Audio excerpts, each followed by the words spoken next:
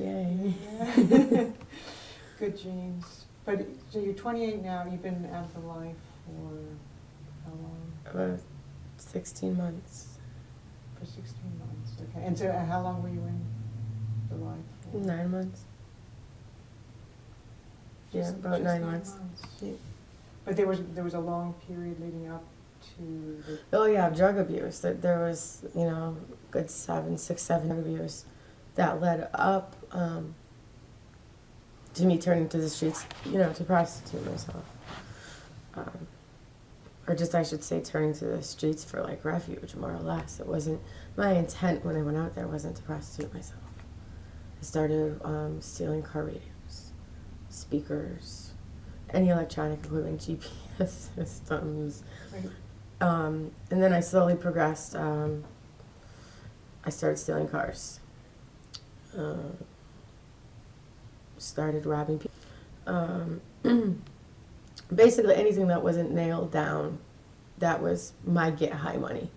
And my train of thought was, if you're stupid enough to leave it unlocked or not secured, then I'm going to take it. And that's your fault. That's on you. And that was literally my train of thought. This was in Waterbury, Connecticut? Yeah. Okay.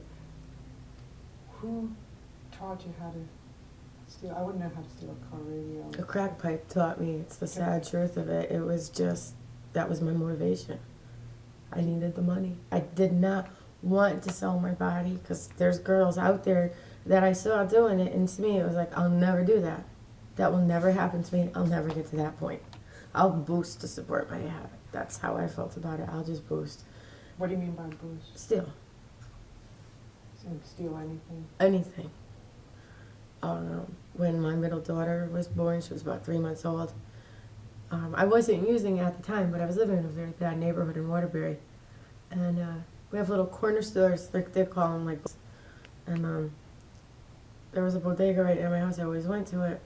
And I brought the girls in one day, and I put the baby on the counter, and a man offered me $10,000 for my 3-month-old daughter. What did you want to do with it? I don't know. I have 3 months 3 months old, yeah. I have the slightest idea. I don't know. I just grabbed the baby off the counter and never went back to that store again because it scared me so bad, and it made me realize, oh wow, like this is not, it made me realize I'm not dealing with a rational person. I was frightened, but then I started to use again about 6, 7 months after that, and basically put myself right back into that environment where people sell babies. I mean, what was the man like who offered money? He was Dominican. That's really popular in Waterbury, Dominicans, buying children, selling children. Do you think, are they using them I don't for know. adoption, for sex? For I don't pornography? know. I really and truly don't know. Do you know anyone who did sell the child? Or Yeah. There are quite a few girls on the street that were pregnant while they were working. They were prostituting. And most of them, would give the children to family members. There was 2 girls that I know in particular that did sell their children. to the Dominican people? I don't know. You don't I don't know for sure. For I that- kind of just kept myself looped because You didn't want to know? even though I smoked crack, it still emotionally was something I couldn't handle, But the reason why I'm saying all this, Right. there's a point to it, is that drugs make you do things that you wouldn't do. Like I was pretty much living in the worst part of Waterbury that you could live in. I was living in abandoned houses, sleeping in just absolutely disgusting. Cockroaches, climbing on you while you're sleeping. No food, no socks, no shoes at times. And in my head, I was never going to prostitute because I wasn't going to get that bad. And I started, unfortunately, creating, kind of a criminal record for myself. I had gotten arrested and was a little too, active with the stealing. And it was starting to catch up to me. And thank God it never actually did, because I was going to jail for a very long time. But I had nowhere to go one night. And this guy they call Tech, I'd met him through my cousin a couple of years before. This guy named Tech, I have to say, he said, well, my mother's the super in a 3-family apartment, and if the first floor is vacant, you could stay there if you want to. So I was thinking, oh, wow, you know, a place to stay, I'll be safe, I have a roof over my head. And within not even 24 hours, I started trucking. He had me out there. He ruptured my left eardrum. In the beginning, or? It was literally instantly. I mean, this was all within days. 8 days I stayed.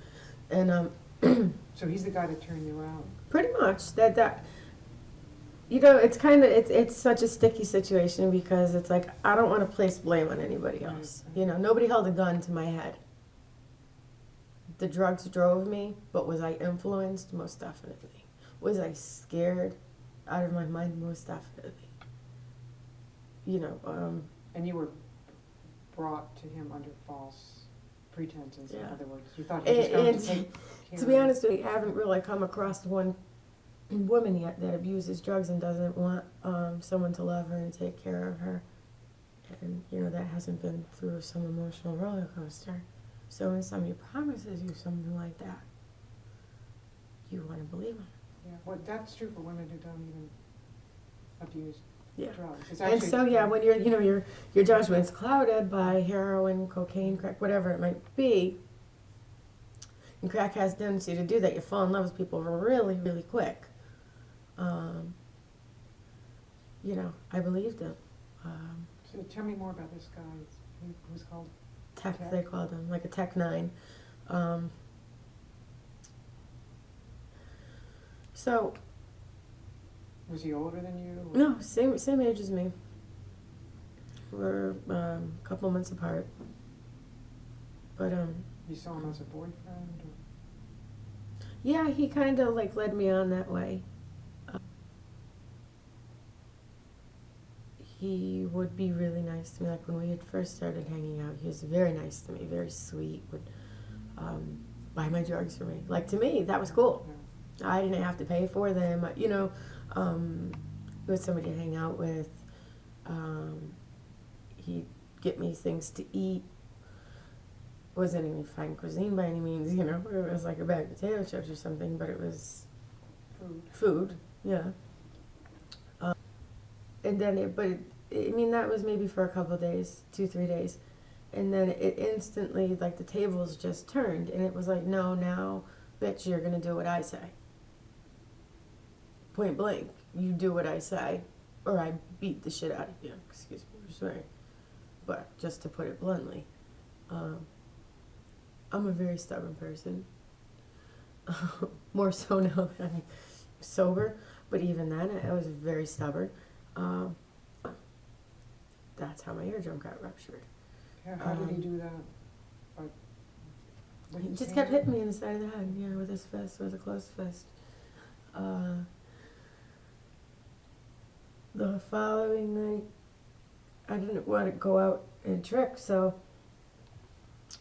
he said that we were gonna go Still Radios, we were gonna go boost on Constant Street, and we went out. We got a bunch of, and what we usually did with them was there was a Dominican store like on the corner of Walnut in Wall Street, and the owner of the store used to buy all the electronics we'd steal, and the guy didn't want any that night for some reason or another. I don't know why. So we were trying to just find random people. It's really easy to do that when you live in the ghetto because everybody's dead broke. They don't care that it's hot. They don't care it's a nice tonic, and they know you're a crackhead, so they're going to offer you $30 for it, and you're going to run with it. You know what I'm saying? Because you want to get it off your hands quick. It's just, that's how it works. So he left me. There was an abandoned building that we pretty much got high in. And he left me on the back stairs of the abandoned building with 3 decks. And his supposed cousin, Nick, Big Nick they call him, came by and was like, oh, give me that Sony deck. One of my boys wants to buy that. He was just looking for one of those. And I'd known Nick for years, beyond getting high. Like, I've known this guy for a long, long time. So I didn't think any harm in it. I just didn't know. Nick never came back with the car stereo. And Tuck beat the living crap out of me in the middle of the street. For not getting. For giving him the radio without getting any money. Yeah. And then I kind of switched hands. Along came this guy, Tone. They called him Tone. I had known Tone also through my cousin.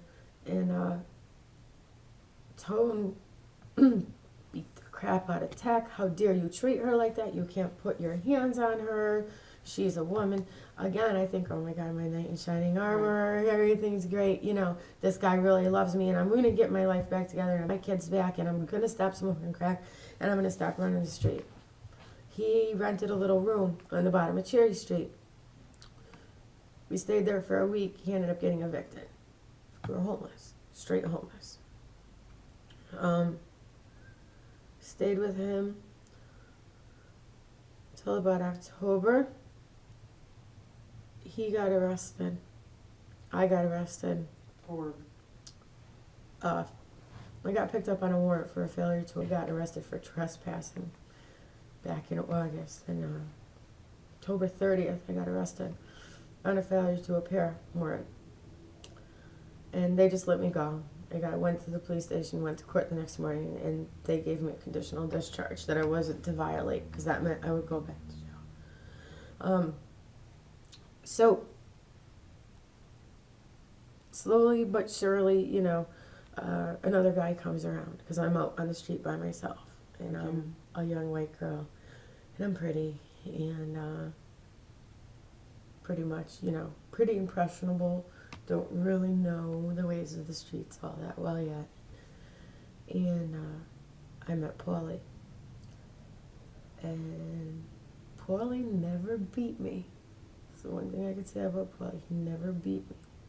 But that man made me walk those streets and walk the streets and walk the streets. I, at point in time, hadn't slept for 16 days straight. He made you work 24/7. Yeah. And how did he get you to do the work? What was it? He wouldn't give me my drugs. So he He'd controlled take you my through the money, drugs. controlled my drugs, controlled my food, clothes, everything. And I was just that far gone. My thoughts were so contorted and so twisted and so conditioned. He loved me. He was trying to help me. He was taking care of me in my mind. He really wanted to see me get my kids back. He, you know. Where were your kids? Were they in foster or with your No, family? by the grace of God, they were with my family. Yeah. And then Paulie got arrested. I got arrested. I stayed in Niantic, the women's prison, for like 11 days. And I got out. I went home to my parents' house, and everything was great and good. This is a very condensed story. It was like, hang on, 4 or 5 days into me being home, I went back out onto the street. What made you go back out on the street?